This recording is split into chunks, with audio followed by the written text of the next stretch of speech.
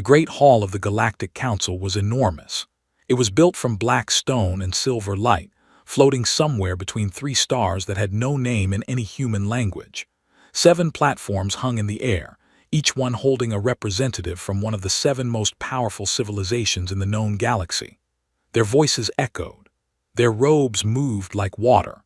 They had been meeting in this hall for over 2,000 years, and in all that time, not one of them had ever truly been afraid. Today, they were not afraid either. Today, they were simply annoyed. The council had called this session because of humans. It always seemed to be because of humans lately. In the last 40 years, humanity had pushed outward into space faster than any species the council had ever recorded. They built colonies on worlds that belonged to no one, or at least, worlds that humans said belonged to no one. They built weapons that violated 7 separate agreements. They expanded like a flood, quietly and quickly, and every time the council sent a warning, the humans smiled, nodded, and kept building. The head of the council, a tall gray creature named Vorath, spoke first. His voice was low and measured, like a judge reading a sentence. He said that humanity had been warned enough times. He said that the colonies on the border worlds needed to be emptied. He said that Earth's new weapons needed to be destroyed.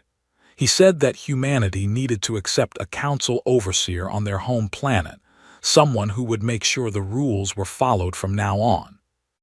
Then he said the words that changed everything.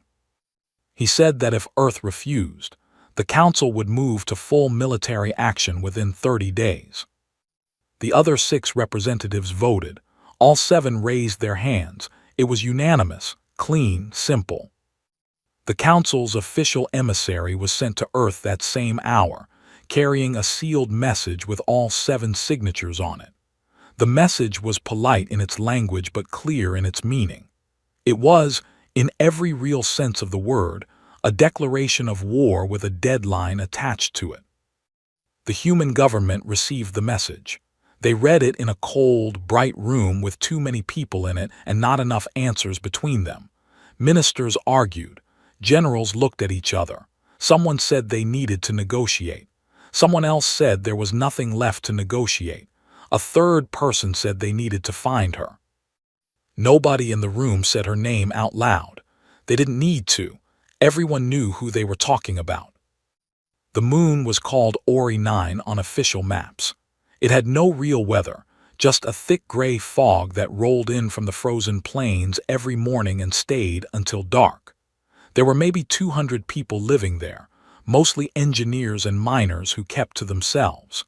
It was the kind of place you went when you wanted the rest of the galaxy to forget you existed. She had been here for 6 years. Her name was Inha.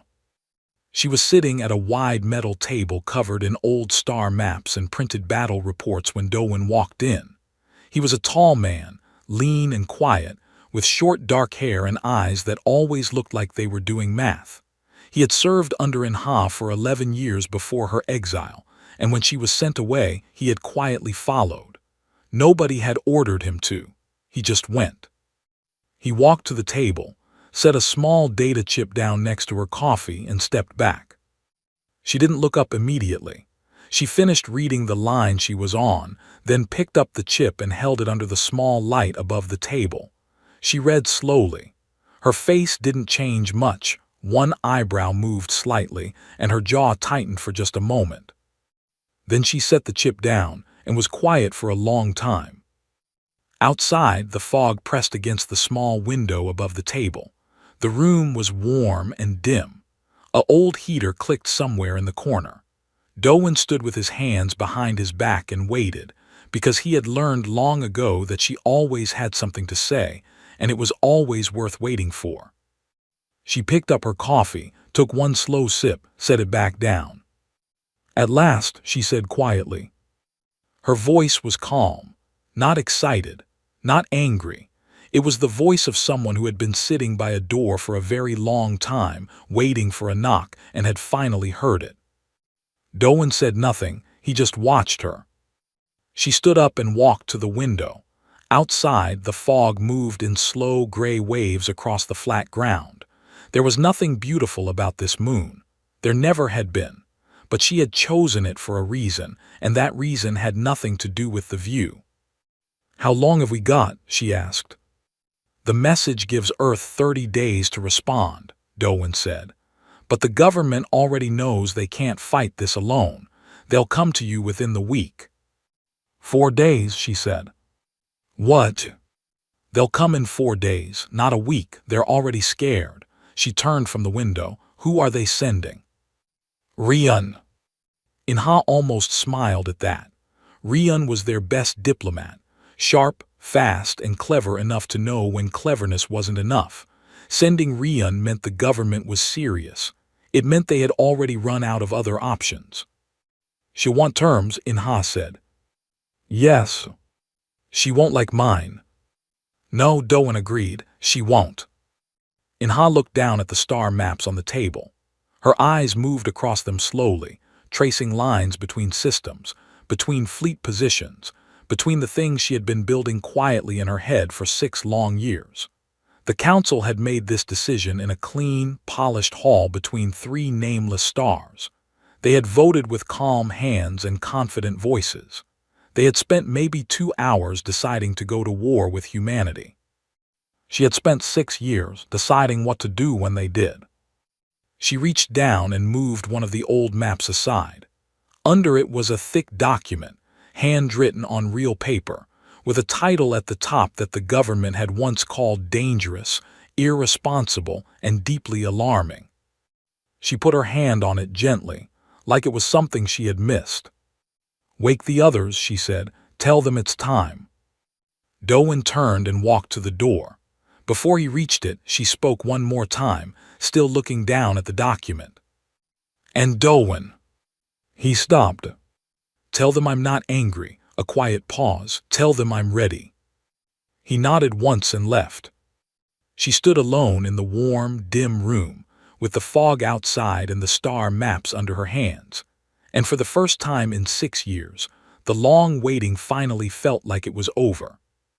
Rian arrived on the 3rd day, not the 4th.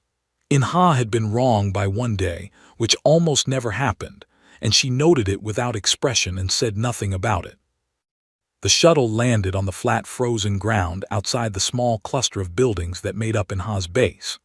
Rian stepped out wearing a dark coat and no expression on her face, which was the look she always wore when she was trying to hide the fact that she was nervous. She was a lean woman with sharp eyes and short black hair that she kept tucked behind one ear. She had once talked 3 different alien governments out of a shooting war using nothing but a dinner table and 4 hours of conversation. She was one of the best in the business. She had still asked twice on the shuttle ride whether this was really necessary. Dowen met her outside and walked her in. He offered nothing, said little, and brought her to a small side room with 2 chairs and a table between them. He told her Inha would come when she was ready. Then he left Rian alone in the room with a cup of tea that was already going cold. Rian waited. An hour passed. She drank the cold tea anyway. She looked at her notes on her small device and rehearsed what she was going to say. She had prepared 3 different approaches, the respectful one, the urgent one, and the one where she appealed to Inha's old sense of duty to Earth. She had ranked them in order of what she thought would work best. She had a feeling none of them would work at all. Inha came in quietly. She didn't knock. She just appeared in the doorway and then sat down across from Rian without ceremony or greeting. She was wearing plain gray clothes, her dark hair pulled back, her face clean and rested. She looked in every outward way like a woman who had been living a calm and simple life. Nothing about her looked dangerous. But Rian had read her file.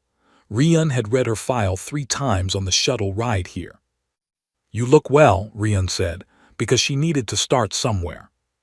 "You look tired," Inha replied. "How bad is it?" Rian set down her device. There was no point in the slow approach. Inha would see through it in about 30 seconds and it would only waste time. "The Council is moving 7 combined fleets into position along our outer boundary. We've confirmed at least 400 warships. Our own fleet is strong." but we've never fought all 7 at once. The simulation teams say we lose within 5 months. The optimistic ones say 8. She paused. We need you. I know, Inha said. The government is prepared to offer you full reinstatement. Your rank, your clearances, your command. I don't want reinstatement, Inha said. I want the war. Rian stopped. What does that mean? It means no committee reviews my decisions. No minister gets to pause an operation because it makes them uncomfortable. No one pulls me back when I'm in the middle of something because the council sent another polite message asking us to talk. Inha leaned forward slightly. I make the calls, all of them, from the first move to the last. You give me the war and I give you the win. Those are my terms. The room was quiet for a moment. Rian had expected demands. She had not expected them to be this clean and this total. The government won't like that, Rian said carefully. I know, that's why I'm telling you and not them. Inha sat back. You understand what I'm asking and you understand why. The government exiled me because my methods scared them. And now the council has done exactly what I told everyone they would eventually do. I need you to walk back in there and tell them the price of their own fear is that they don't get a vote this time. Rian looked at her for a long moment. Then she said, if I take this back and they agree, and that is not certain, you will be responsible for everything that happens. Yes, Inha said simply. People will die. People will die either way. The difference is whether we win or lose while they're dying. Another silence. Outside the building, the wind moved across the frozen ground in a low, steady sound. Rian looked down at the table, then back up. I need to know something first, she said.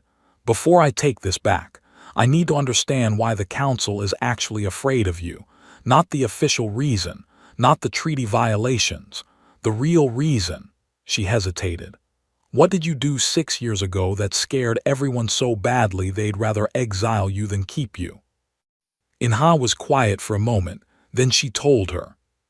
6 years ago, a minor border conflict had broken out near a small colony called Perrin 5. 3 council warships had moved in to pressure the colony into surrendering its mineral rights. Earth sent 2 frigates to respond, small ships, lightly armed, meant to show presence rather than fight. The council ships opened fire without warning. One of the frigates was destroyed in the first 30 seconds. Inha had been a senior fleet commander at the time, stationed 2 systems away. She redirected her ship without orders, arrived at Perrin 5, and in 11 minutes had reverse-engineered the council ship's own weapons grid using the destroyed frigate's final transmission data.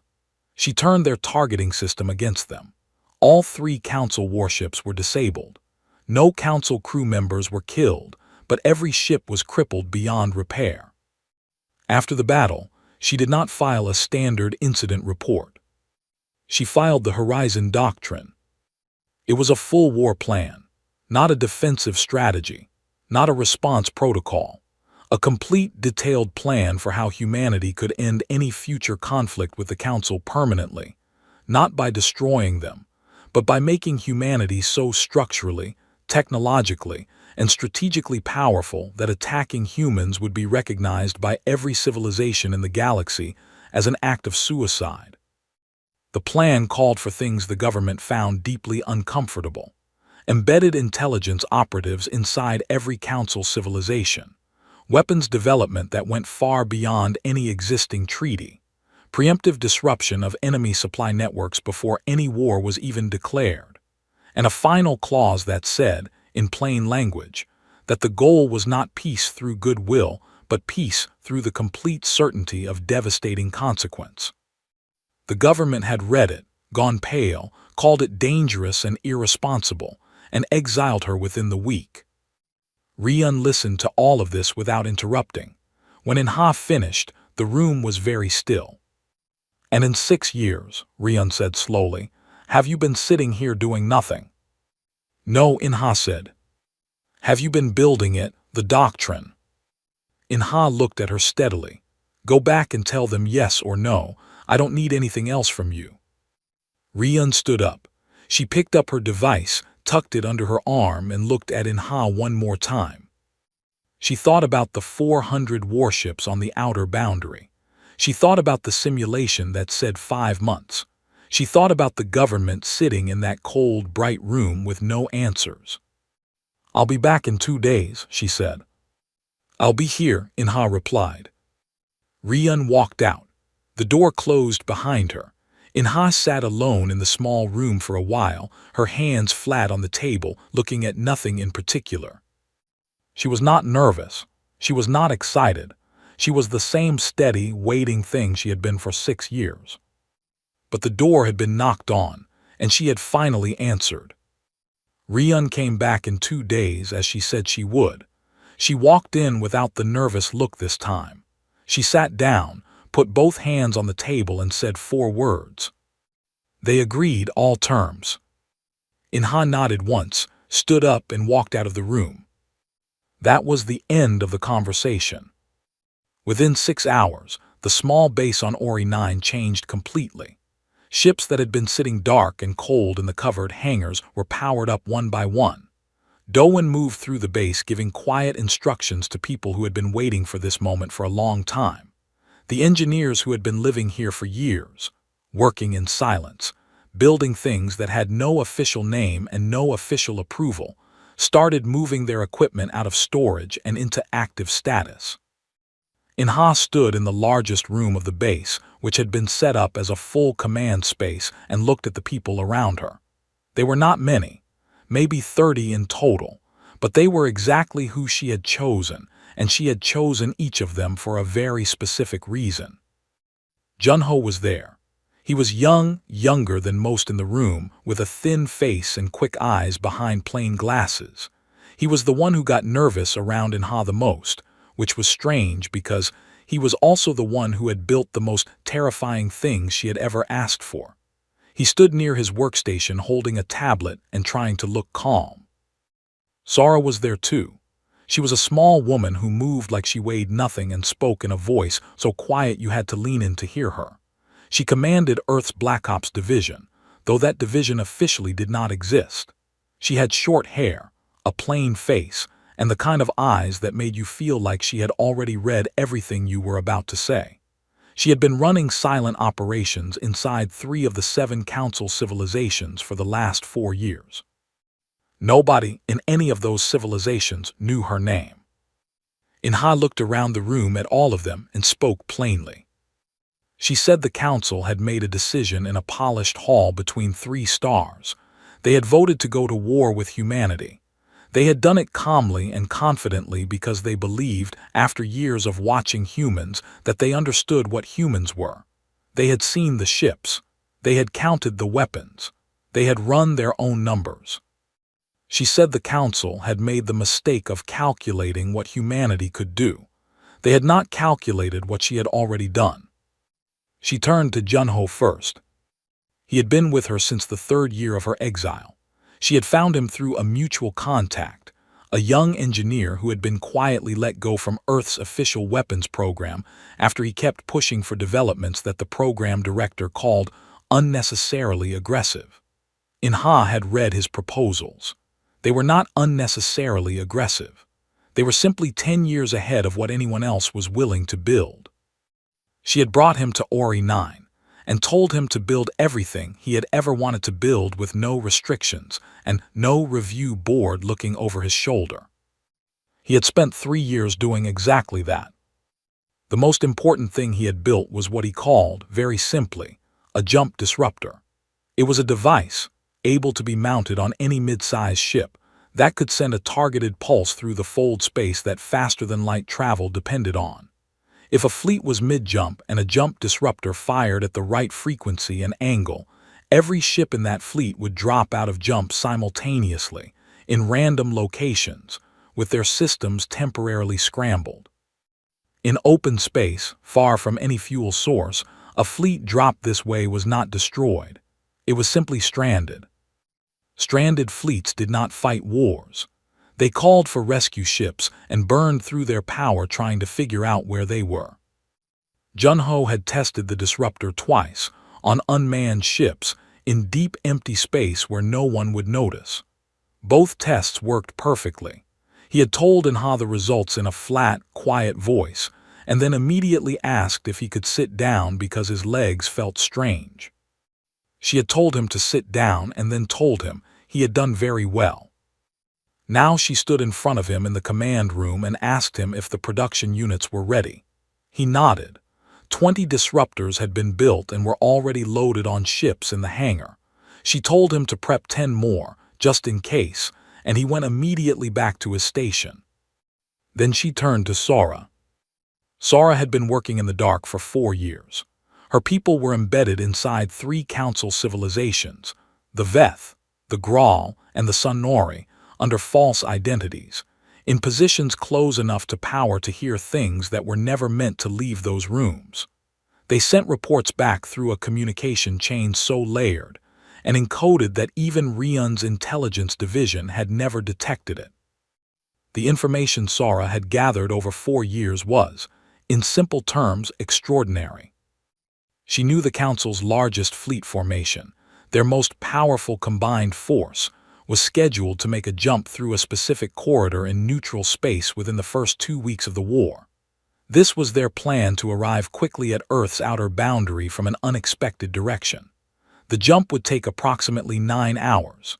In the middle of that jump, in the darkest and most isolated part of the route, they would be completely unreachable by anyone. That was exactly where Inha planned to strand them. Sora also knew something else, something quieter and more useful. 3 of the 7 council civilizations had been arguing with each other behind closed doors for years over territory that had nothing to do with humans. The Veth and the Graal had a border disagreement that was old and deep and bitter. The Sunori believed the Graal had cheated them in a trade deal 14 years ago.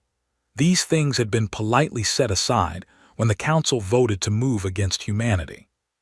Sora had been nudging them, very carefully, very slowly, feeding each one information, true information, slightly shaped, that kept the old bitterness warm. One well-timed revelation at the right moment could crack the council's alliance from within. Inha looked at Sora and said, "When?" Sora said, "Week 2. Inha said, "Make it week 1. Sora nodded without any visible reaction and went back to her station. Doan stood at Inha's side through all of this, watching the room organize itself with the efficiency of something that had been rehearsed many times. He had watched her build this for 6 years. He had seen the early plans on paper, then the first test results, then the slow, careful placement of people and tools in exactly the right positions. He had watched it all come together the way a very long and patient construction project finally shows you the building it was always going to be. "They think they've started something," he said quietly, standing next to her as the room worked around them. "They think a lot of things," Inha said. She was looking at the star map on the main screen, her eyes moving across the council's fleet positions, the jump corridors, the political fracture lines between civilizations. That's been their problem from the beginning. She reached forward and touched the screen, drawing a slow line between 2 points, the corridor where the council's largest fleet would jump, and the position where 3 of Junho's disruptor ships would be waiting. "They declared war," she said, more to herself than to him. "They spent 2 hours deciding it. They signed their names and felt certain." She looked at the map. "I've been deciding this for 6 years." She stepped back from the screen. "Begin," she said. The room moved. The council expected a slow war. That was the honest truth of it. They had studied humanity for years. They had watched how humans organized, how their military responded to pressure, how long it took their government to make decisions. They had looked at every conflict Earth had been part of and built a model that said the same thing every time. Humans were capable, humans were clever, but humans needed time. Time to mobilize, time to agree, time to stop arguing with each other long enough to actually move. The Council had 400 warships on the boundary. They had supply lines stretched across 6 systems. They had a plan that was solid and reasonable, and had worked against 4 other civilizations in the past 200 years. They had given Earth 30 days to respond, before the first shot was fired. They did not expect anything to happen on day 4. On the 4th day of the deadline period, before Earth had officially given any response at all, the Council's largest combined fleet, 260 warships from 4 different civilizations, began their long jump through the neutral corridor. The jump was 9 hours. It was the most ambitious single movement of the Council's military in decades. When it completed, the fleet would arrive at Earth's outer boundary from a direction that human sensors would not expect, cutting off 2 of Earth's main supply routes in a single stroke. On hour 5 of that 9-hour jump, every single ship in the fleet dropped out of faster-than-light travel at the same moment. Not one ship, not a section of the fleet, all of them, 260 warships, scattered across 300,000 kilometers of empty, unnamed space, systems scrambled, engines cycling down, communication arrays confused and searching for signals that weren't there. 3 small ships that no one had seen, running without transponders, had already come and gone. The fleet spent the next 18 hours trying to figure out where they were. Then they spent another 12 hours trying to reach the Council for rescue coordination.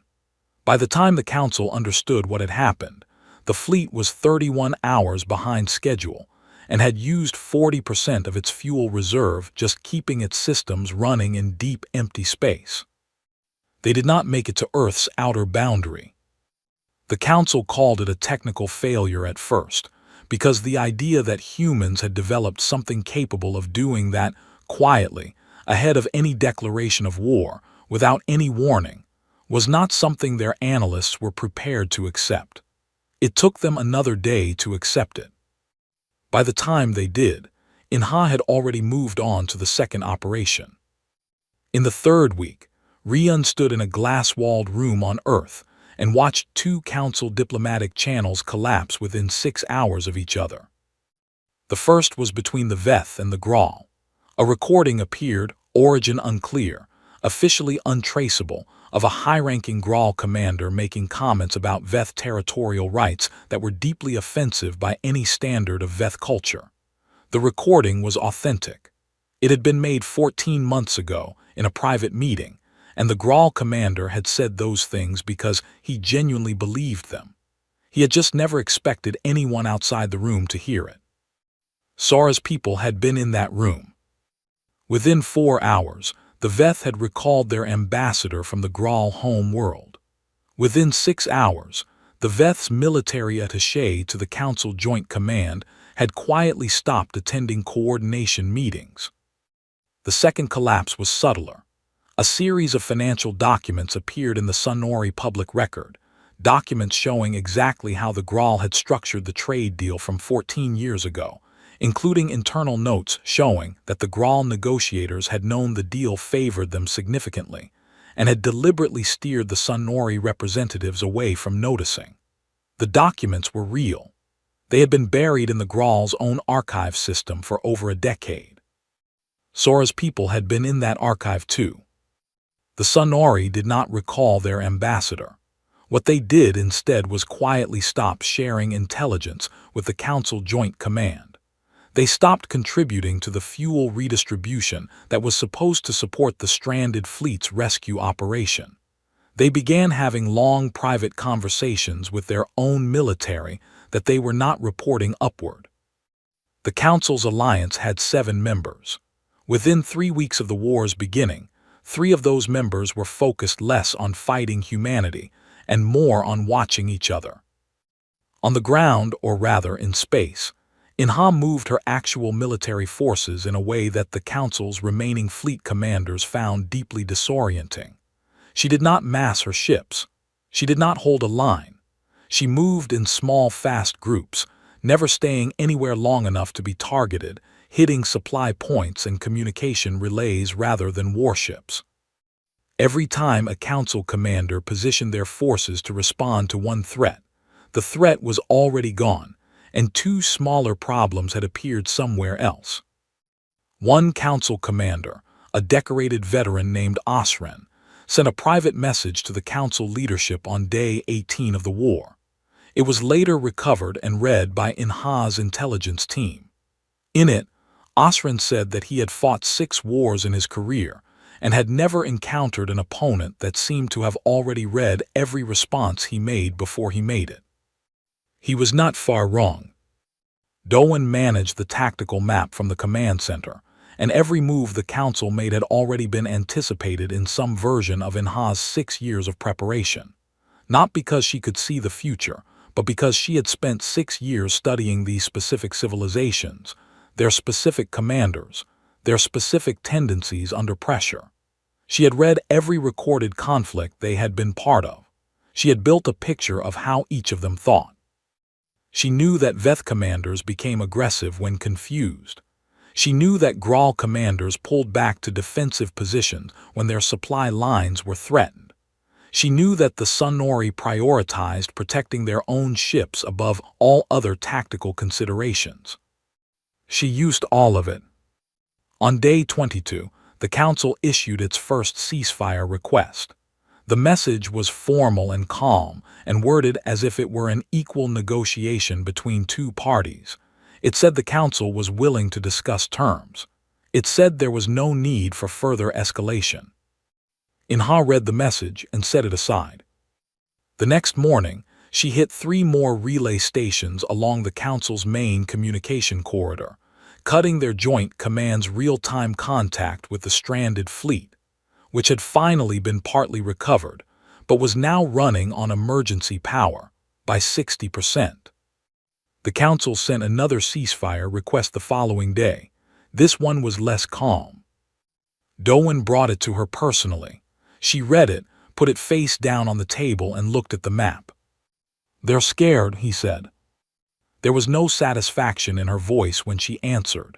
There was nothing warm or triumphant. She simply said, "Good," and circled the next target on the screen with one finger. Then she looked at him with steady eyes. "They should have been scared 6 years ago," she said. "They should have been scared when they exiled me instead of listening to me. They should have been scared when they voted with their clean hands in that clean hall." She looked back at the map. "Fear now is the only thing they have left that's useful." She picked up her pen. "Get Sara. We're moving on the Sun-Nori separation tonight.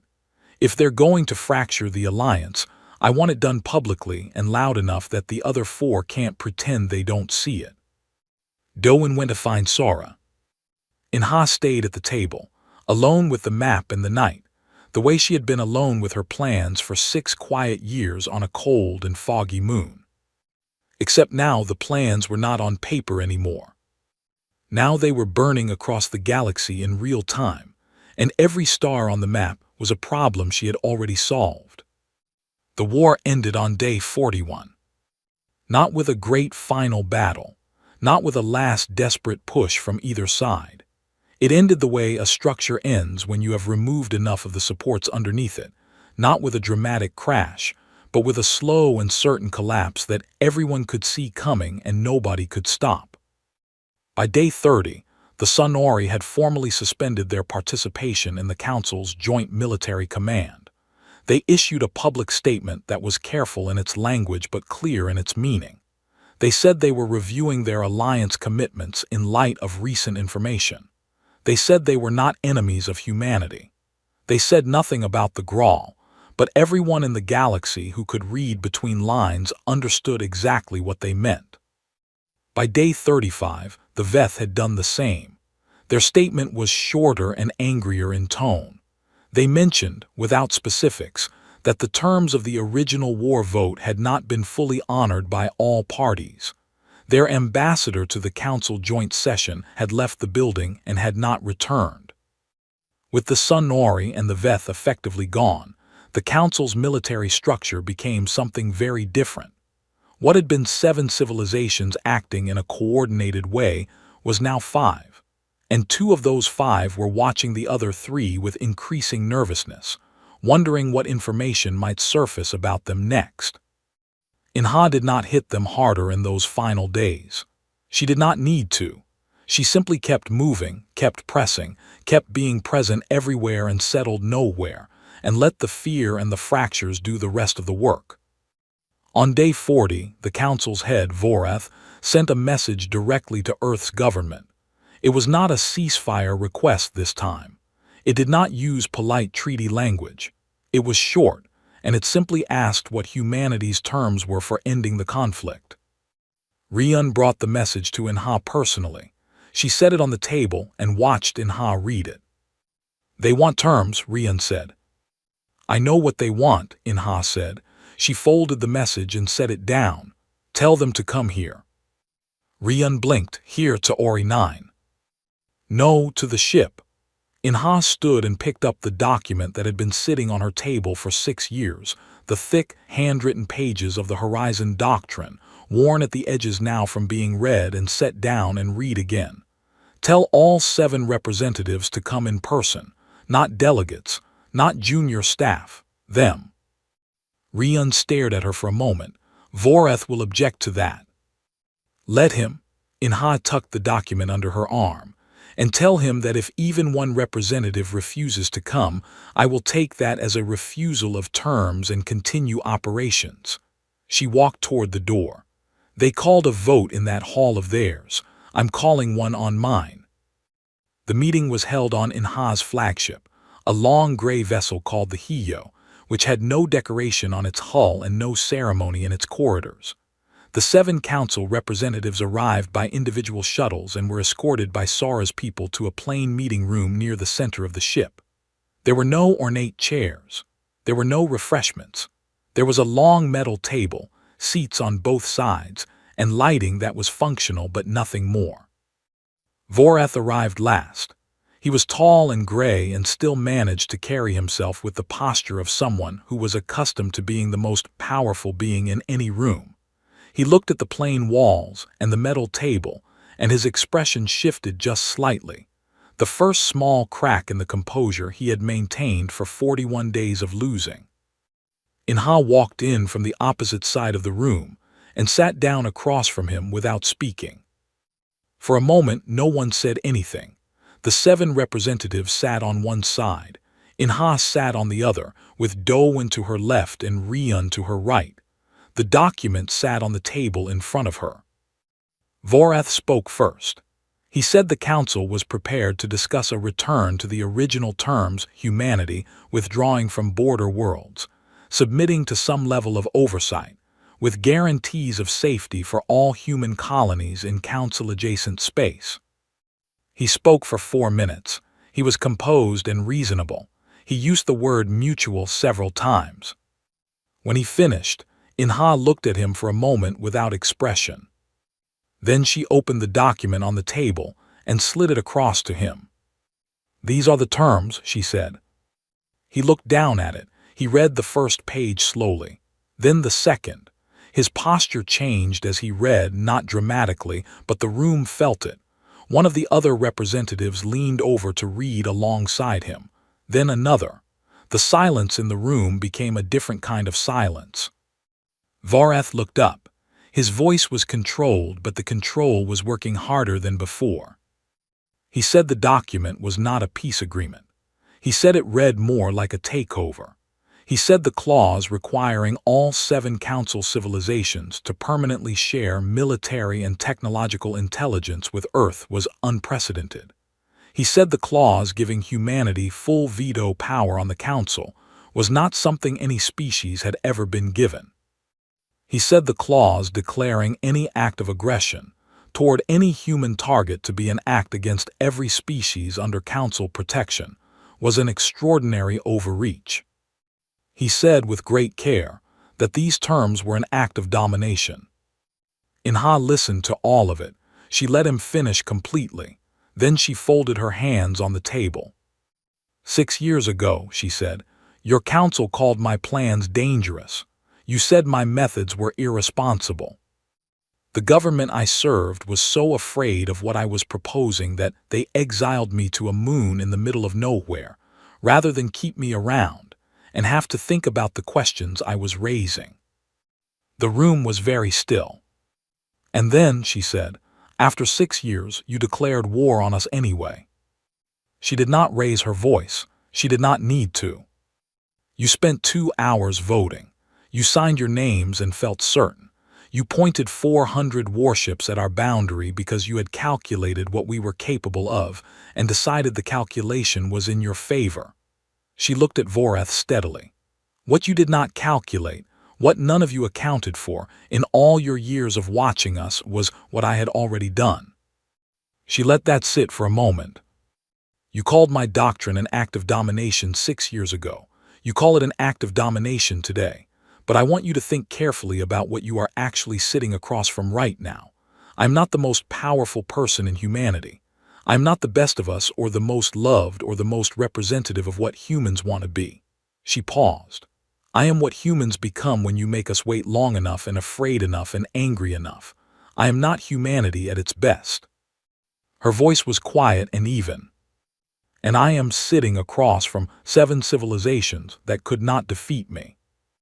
Voreth said nothing. No one in the room said anything. These terms are not a punishment, Inha said. They are a structure. They are the architecture of a situation where no one in this galaxy ever again believes that going to war with humans is a reasonable calculation. She looked down the row of representatives, one face at a time. Sign them, and this ends today. Every ship goes home. Every stranded fleet gets rescue support from us. Every border colony stays where it is with full legal protection. She looked back at Voreth. Refuse them and I continue.